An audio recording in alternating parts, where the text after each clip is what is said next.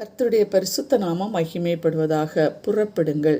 2 நாளாகமம் 20ஆம் அதிகாரம் 17ஆம் வசனம். இந்த யுத்தத்தை பண்ணுகிறவர்கள் நீங்கள் அல்ல, யூதா மனுஷரே, எருசலேம் ஜனங்களே, நீங்கள் தரித்து நின்று கர்த்தர் உங்களுக்கு செய்யும் இரட்சிப்பை பாருங்கள். பயப்படாமலும் கலங்காமலும் இருங்கள். நாளைக்கு அவர்களுக்கு எதிராக புறப்படுங்கள். கர்த்தர் உங்களோடு இருக்கிறார் என்றான்.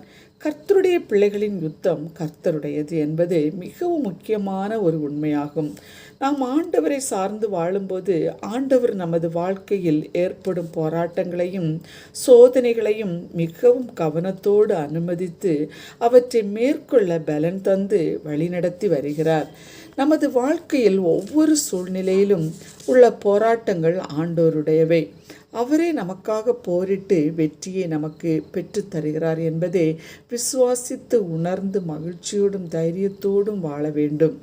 யோசபாத்துக்கு எதிராக யுத்தம் வருகிறது. அவன் பயப்படுகிறான் என்று பார்க்கிறோம்.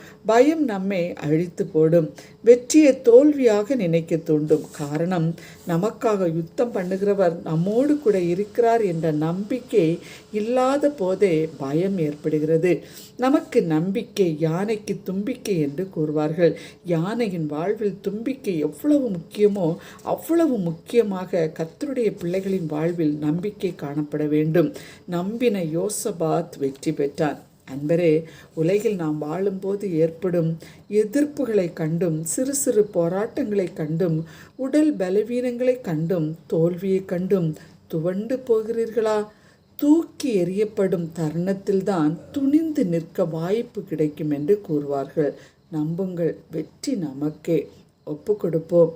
கர்த்தர் நமக்காக யுத்தம் பண்ணுவார். நாம் சும்மா இருந்தால் போதும்.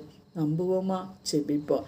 அன்புள்ள இயேசு சுவாமி, இந்த நல்ல நாளுக்காக உமக்கு நாங்கள் நன்றி கூறுகிறோம்.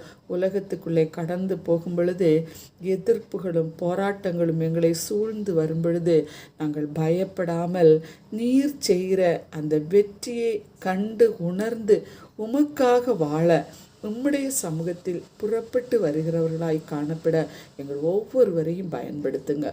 அப்படி செய்கிற அன்புக்காக நன்றி. இயேசுவின் நாமத்தில் பிதாவே, ஆமென்.